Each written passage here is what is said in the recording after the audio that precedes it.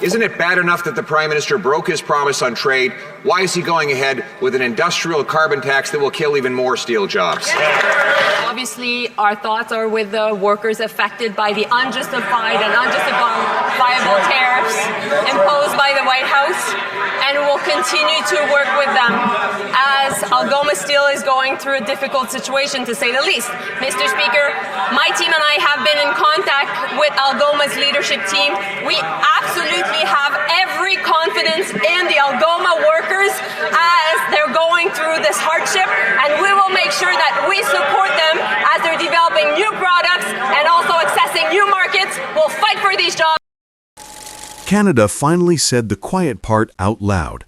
In one of the most heated exchanges of the season, Foreign Affairs Minister Mélanie Joly stood in the House of Commons and tore through the political fog surrounding Algoma Steel's devastating layoffs. Her message was blunt.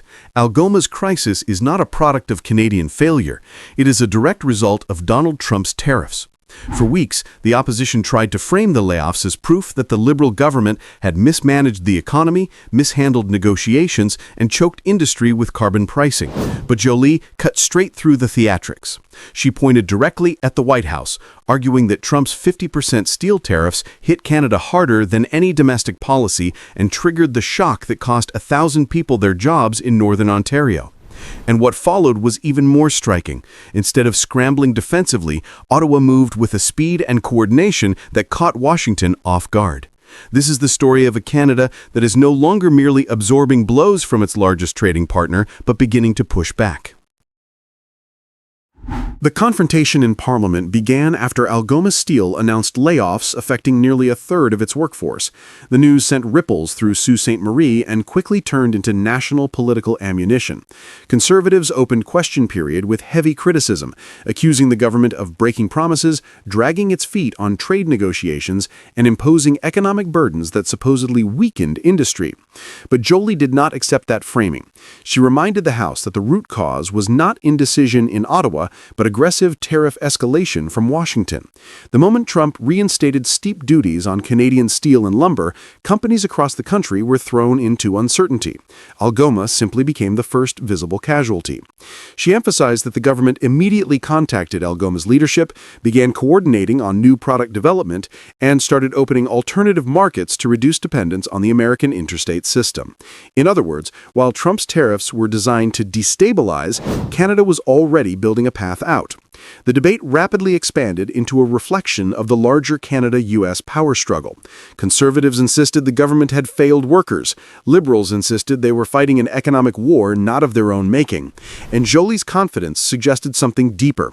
Canada was preparing for a future where the United States is no longer a stable or reliable partner. To understand the scale of the shock, we need to look at the numbers. Trump's administration slapped 50% tariffs on Canadian steel in 2025. According to reporting from Reuters and AP, the White House viewed these tariffs as leverage ahead of the 2026 USMCA review. The intention was clear: create pressure, disrupt Canadian industry, and extract political concessions later. Instead, the consequences landed immediately on Canadian communities. Algoma's layoffs struck families, mortgage holders, and local businesses at a scale that resembles a regional recession. This is why Joly's intervention matters. She reframed the narrative, reminding Canadians that Trump, not Ottawa, fired the first shot. This framing is not political spin. It matches the economic reality reported by analysts across major outlets. U.S. tariff aggression, not carbon pricing, was the dominant shock factor of 2025. What surprised many observers was the speed of Canada's response. Instead of sitting back and hoping Trump would blink, Ottawa immediately established a crisis coordination team with Algoma management. Minister Champagne spoke daily with Unifor leadership. Carney's cabinet initiated rapid assessments of export opportunities in Europe and Asia, particularly markets hungry for low-carbon steel. This shift is not symbolic. It signals a deeper change in Canadian strategy. For decades, Canada treated access to the U.S. market as a given, but the Trump era has forced a reckoning. Ottawa is now preparing for a future where Canada cannot assume American stability, predictability, or even good faith.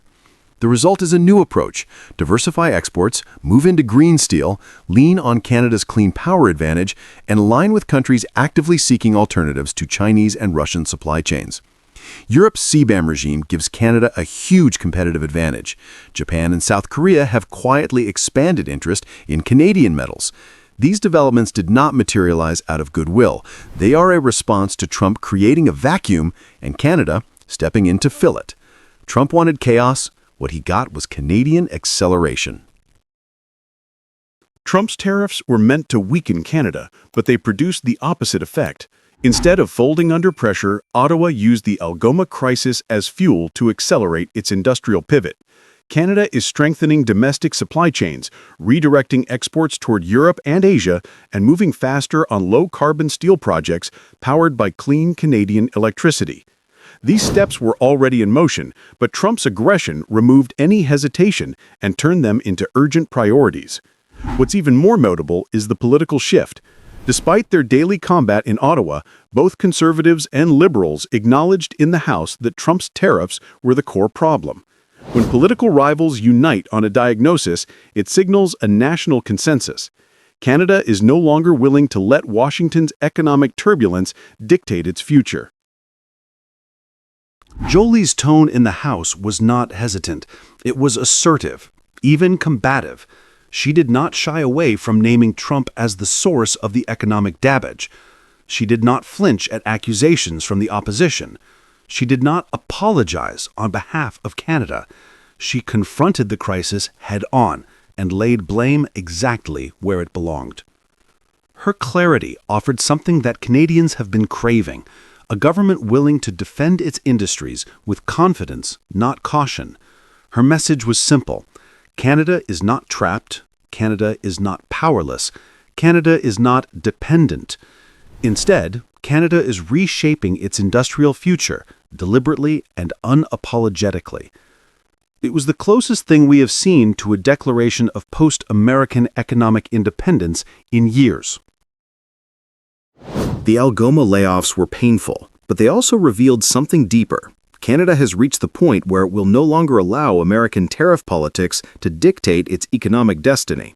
Under Mark Carney, Canada is strengthening clean energy exports, expanding critical minerals development, and building industrial strategies designed for a world where U.S. reliability can no longer be assumed. This is not the Canada of 2 decades ago, dependent, hesitant, and hoping for stability from Washington. This is a Canada that is diversifying with intention, aligning with allies hungry for low-carbon materials, and preparing to stand firm during the upcoming USMCA review. Melanie Joly's performance in Parliament captured this shift perfectly. She didn't defend Canada with excuses. She defended it with clarity and confidence. She named the real cause of the crisis. She outlined a real response. And she signaled that Canada is ready for a long strategic contest with Trump's America. The layoffs at Algoma were the shock. Canada's response is the turning point. Trump may have started this fight, but Canada is deciding where it goes next. Canada will open a new consulate in Greenland this week. Greenland is described as an autonomous territory of Denmark, and like Canada, Donald Trump has talked about wanting to annex the huge Arctic island and its 58,000 people. Canada just delivered one of its most strategic diplomatic moves of the year, quietly, confidently, and directly in the middle of Donald Trump's favorite geopolitical fantasyland. While Trump continues to boast about how the United States should get Greenland and openly muses about acquiring the island one way or another, Greenland's own leaders have now sent a signal he cannot ignore.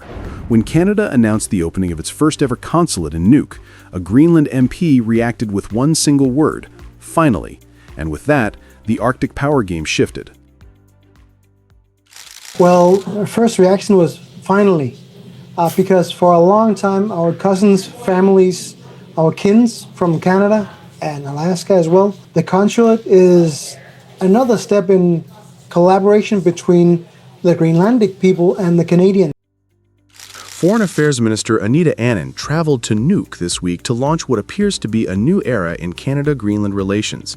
She arrived not only as a representative of a G7 country, but as the first high-level Canadian minister to visit Greenland in years. The move comes at a time when the Arctic is no longer a quiet frontier. It is a geopolitical crossroads contested by the United States, China, Russia, Denmark, and increasingly Canada. In his interview with CBC's Hanuman Singh Tonight, Greenland MP Pelle Broberg described his reaction to the consulate as a long overdue moment. He pointed out that the Inuit of Canada, Alaska, and Greenland have shared cultural, familial, and historical connections for generations, yet their governments have lacked the kind of structured political relationship that a consulate finally makes possible. Broberg admitted he learned of the decision only a day earlier, but emphasized the symbolism and timing could not be more important. Greenland buys Canadian goods already. He even joked about how many Canadian snowmobiles the island uses. But all of those imports must travel through Denmark first, inflating costs for an already expensive place to live. And that is where this story becomes much bigger than a simple diplomatic opening. Broberg not only welcomed the Canadian presence, he also expressed a wish many Canadians may find surprising. Greenland has long wanted closer integration with North America's trade system. For years, the island looked at NAFTA and now USMCA with envy. Now, Broberg says, Canada might be the country that finally helps Greenland become part of that North American orbit. To understand why Broberg's enthusiasm matters, we have to revisit Donald Trump's Arctic obsession. From his first term onward, Trump repeatedly suggested the United States should acquire Greenland.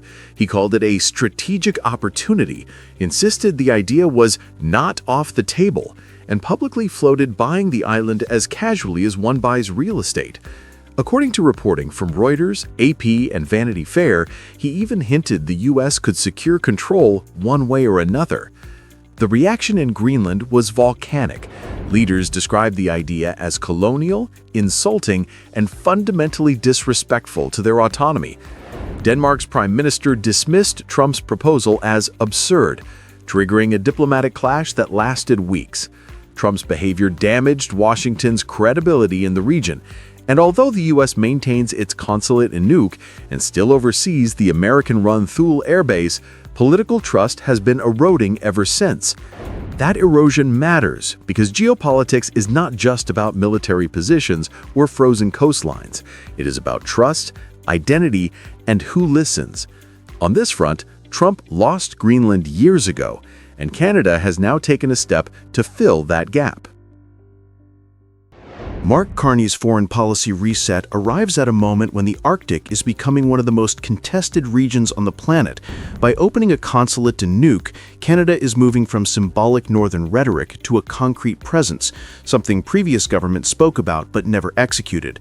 For Greenland, Canada offers what neither Denmark nor the United States has provided, a partner that understands Inuit ties, respects local autonomy, and sits just across the water. Broberg's "finally" reflected more than relief. It captured a sense that Canada is arriving exactly when Greenland is rethinking its economic future. With costs rising and European supply chains stretched, the island is looking west, and Canada has shown up at the right time to be taken seriously. Broberg's interview may have sounded diplomatic, but it carried a quiet warning for Washington. By praising Canada's approach and distancing himself from Trump's rhetoric, he signaled that Greenland is increasingly open to partners who treat it as an equal. His comments about separating politics from trade underscored that Greenland no longer wants to be defined by Denmark's supply routes or America's ambitions. Economic practicality now outweighs old loyalties, and Canada is stepping into that space at precisely the right moment. For the United States, especially under Trump, this shift is a reminder that Arctic influence is no longer guaranteed. If Canada plays this right, the consulate in Nuuk can be more than an office. It can be the cornerstone of a northern strategy that elevates Canada's influence in the Arctic, at a time when global powers are scrambling for position.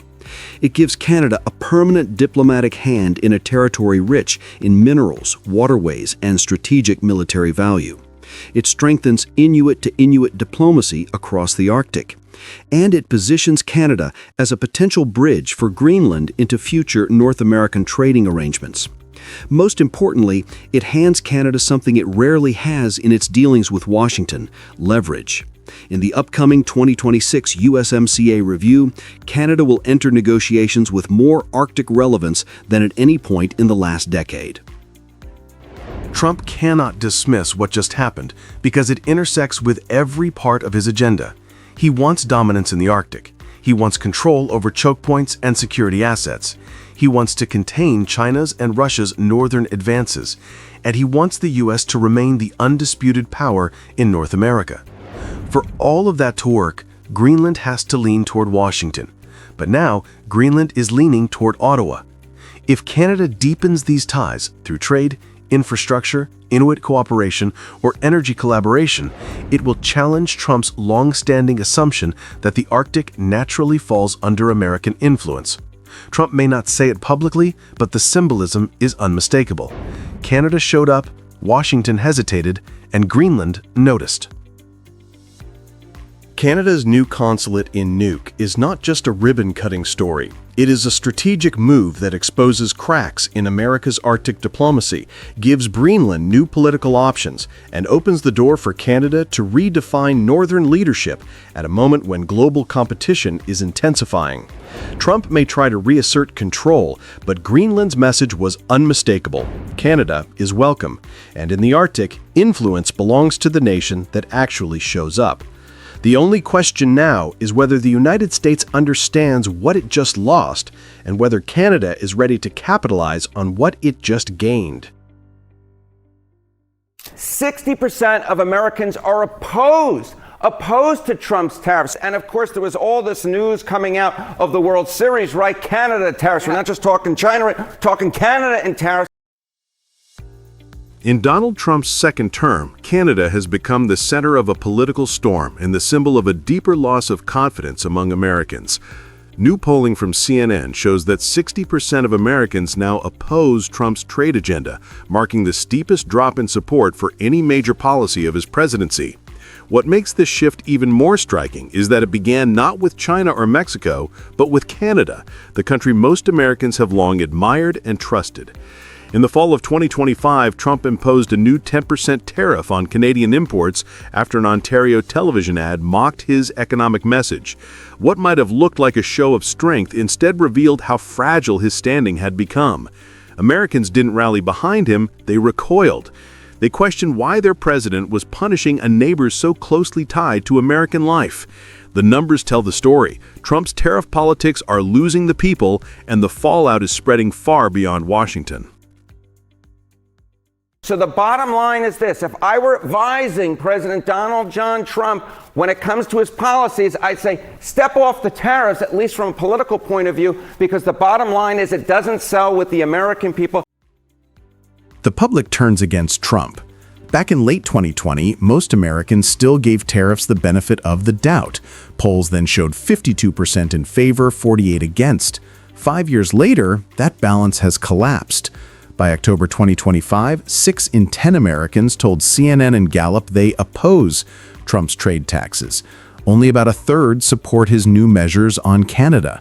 The frustration cuts across party lines. Working families say everyday costs have climbed, while business owners complain that uncertainty is choking investment. Economists once called tariffs a temporary tool. Voters now see them as a permanent headache. Trump's promise to make America win again feels distant when grocery bills rise and manufacturing jobs still haven't returned. Even inside his own coalition, cracks are visible. Manufacturers in Michigan, farmers in Iowa, and retailers in Pennsylvania, the very states that helped elect him, now speak of lost contracts and shrinking margins. What once symbolized economic strength has turned into a symbol of strain. The same policy that defined Trump's rise is now defining his decline. The breaking point came when Trump decided to target Canada. Picking a fight with China feels strategic to many Americans. Picking a fight with Canada feels personal and wrong. Polls released by CNN's data unit show that Canada's popularity among Americans stands at plus 49 points, while Trump's own approval rating sits 10 points underwater. Canada is not just another trade partner. It is the friendly neighbor, the reliable ally, the country that Americans consistently describe as the nicest people in the world. Every time Trump attacks Ottawa, he offends that image. What makes it worse is timing. With the economy flat and inflation stubborn, voters see no reason for another confrontation. They look north and see stability, cooperation, and shared values, everything missing from Washington's rhetoric. For them, tariffs on Canada are not about economics anymore. They are about judgment. A president who can't tell a rival from a friend looks less like a strategist and more like a man picking fights to stay relevant. The result is political isolation. Americans admire Canada more than they trust their own leader on trade. That single comparison, popularity plus 49 for Canada versus minus 10 for Trump, captures why this policy feels like a mistake no speech can fix. If the backlash in the United States was sharp, the reaction in Canada was historic. Only 2 years ago, in 2023, just 7% of Canadians considered the United States a threat. By mid-2025, that number had surged to 48%, according to Pew Research Center. Almost half the country now describes America as a potential danger, not a partner. This is more than anger. It is a psychological shift. Canada's sense of security, long tied to friendship with Washington, is breaking away. Canadian media openly describe the U.S. as unstable and unpredictable. Political leaders, from Prime Minister Mark Carney to provincial premiers, talk about building new trade bridges across Asia and Europe instead of waiting for another tariff fight. The cultural distance is growing too. Surveys by Environics Institute show record levels of national pride tied to independence and self-reliance. For the first time in decades, Canadians no longer measure their prosperity by how closely they align with American policies. Americans still adore Canada, but Canadians have stopped believing that admiration is mutual. The emotional alliance that once defined North America is eroding, replaced by caution and quiet resentment. Inside the United States, the political price is becoming clear. Congressional Democrats now describe Trump's trade taxes as self-inflicted wounds. Congressman Brendan Boyle of Pennsylvania, a senior member of the Budget Committee, points out that 40% of total U.S. trade involves just 3 partners: Canada, Mexico, and China. When tariffs hit one of them, the shock ripples through the entire economy. He argues that tariffs make life harder and more expensive for everyone, and polls back him up. Independent voters increasingly link tariffs to inflation. Small business groups call them hidden taxes. Even Republican lawmakers privately admit that Trump's one big beautiful bill of tax and spending cuts has not delivered tangible relief. Instead, it created larger deficits and a sense that policy now serves the wealthy first. Meanwhile, the government is edging toward another shutdown as internal divisions deepen. Moderate Republicans warn that voters in border states like Michigan and New York are furious over lost exports. In simple terms, Trump's promise of economic nationalism has become a domestic liability. What was meant to show strength abroad is now exposing weakness at home. While Washington argues Ottawa is moving on, Canada's government has redirected its trade focus toward Asia, sealing investment frameworks with the ASEAN bloc and renewing talks with the European Union. The strategy is clear: diversify before dependency turns into vulnerability. Prime Minister Mark Carney's message during his October trip to Malaysia summed up that new mindset.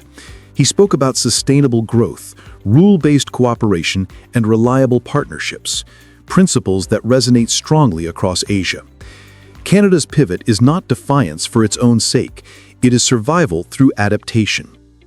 In less than a year, Canada has positioned itself as a bridge between Western economies and emerging Asian markets.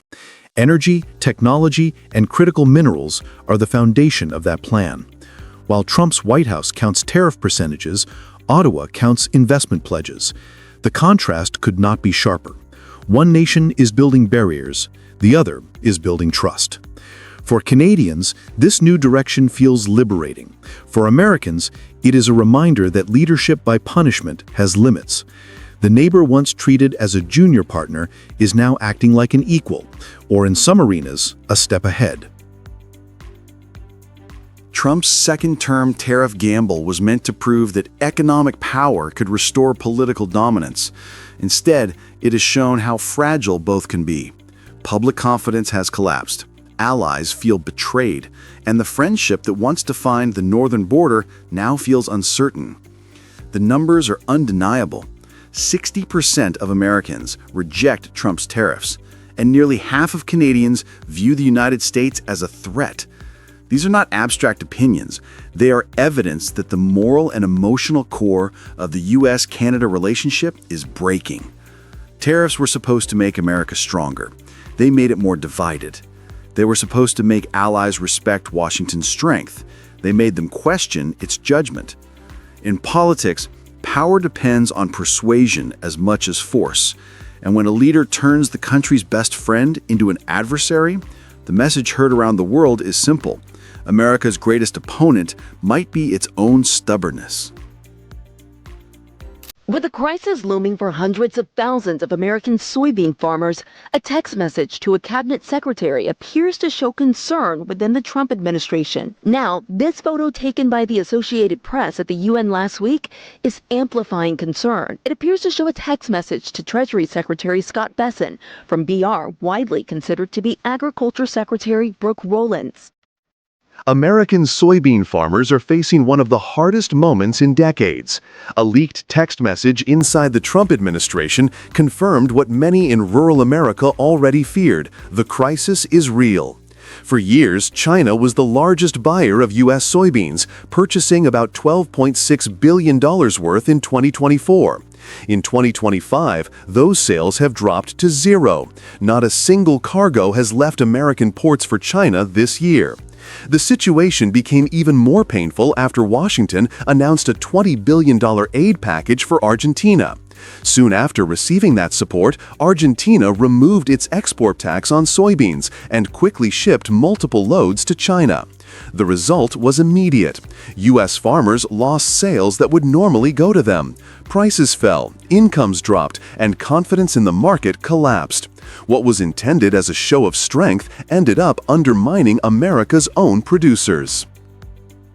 President Trump and Chinese President Xi Jinping, our next guest, says that a face-to-face meeting is unlikely to happen before next year. After August 1, when the Trump administration negotiated all of these trade agreements with partners across Asia, it shows the president is still going to use various tariffs to try to generate leverage, try to reindustrialize the United States, try to drive supply chains back to the United States. So in some ways, the trade negotiations seem to never end. The hope that diplomacy could repair the damage has faded. Despite 3 phone calls between President Trump and President Xi this year and 4 rounds of meetings between trade representatives, there is no breakthrough. Former U.S. officials and current ambassadors describe the relationship as a stalemate. Both sides repeat the same words about stability and cooling tensions, but neither is willing to compromise on the core issues. At best, the two countries may strike limited arrangements, such as a framework over TikTok or cooperation on drug precursors. These side deals do not touch agriculture. For soybean farmers waiting for markets to reopen, there is no relief in sight. The tariffs that were supposed to give leverage have instead locked both countries into a costly freeze. Every month that passes without an agreement means more pressure on American agriculture. Behind the headlines are real families. In Nebraska, Iowa, and across the Midwest, farmers are watching their balance sheets turn red. The American Soybean Association reports that with China absent, U.S. exports to that market have fallen by almost 40% compared to last year. Stocks are piling up, storage costs are increasing, and the basis at local elevators is widening. The average farm price for soybeans has slipped toward $10 per bushel for the 2025-2026 marketing year, according to projections by the Food and Agricultural Policy Research Institute. For producers who rely on thin margins, this drop is devastating. Local communities feel it too. Equipment dealers, trucking firms, and banks in rural counties are all tied to the farm economy. What began as a trade strategy in Washington is now a financial crisis in America's heartland. The irony is that while American farmers are struggling, Canada is moving in a different direction. Ottawa has been hit by Trump's tariffs on steel, lumber, and farm goods, but the response has been to accelerate diversification. Canada has expanded trade ties with the European Union, signed agreements with partners in Asia such as Indonesia, and invested in domestic industries like critical minerals and electric vehicle supply chains. This contrast is striking. In the United States, tariffs have backfired by hurting the very communities they were supposed to protect. In Canada, the same pressure has become a push to modernize and seek new markets. Farmers north of the border are not immune to global volatility, but they see opportunity where Americans now see only lost sales. The broader lesson is clear. Tariffs may sound like a shield, but when used without strategy, they can turn into a weapon against your own people. President Trump promised to defend America's farmers, yet the policies of 2025 have left them exposed. Meanwhile, Canada, once cornered by U.S. pressure, is finding ways to stand taller on the world stage.